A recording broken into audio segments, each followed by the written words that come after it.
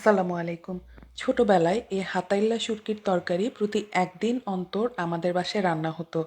চট্টগ্রাম বিভাগীয় এলাকাগুলোতে এখনও এমন অনেক ঘর আছে যেখানে প্রতিদিন শুটকি রান্না হবেই। আর শীতকালীন সবজি দিয়ে পাতলা ঝোলের শুটকি এটা তো মিস হবেই না। ফুলকপি, মূলা, বেগুন, শিম, আলু এই ধরনের সবজিগুলো দিয়ে শুটকি বেশি পছন্দ আমাদের এলাকায়। ভুনা শুটকি আমরা খাই, তবে ঝোলের তরকারিটা আমাদের বেশি ভালো লাগে।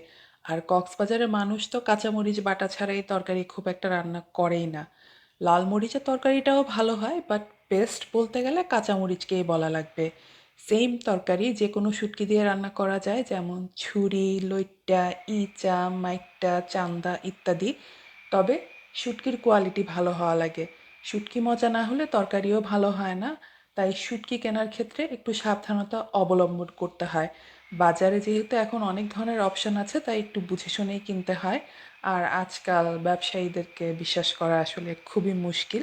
তো যাই হোক, এবার রান্নায় আসি। এই হাতাইল্লা তরকারিটা সেদিন আম্মু রান্না করেছিল। জাস্ট কালারটা দেখেন, কি জোস একটা কালার আসছে।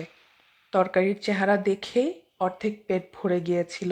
ভাত তো এক্সট্রাই খেয়েছিলাম, সেটা বুঝতে নিশ্চয়ই বাকি নেই।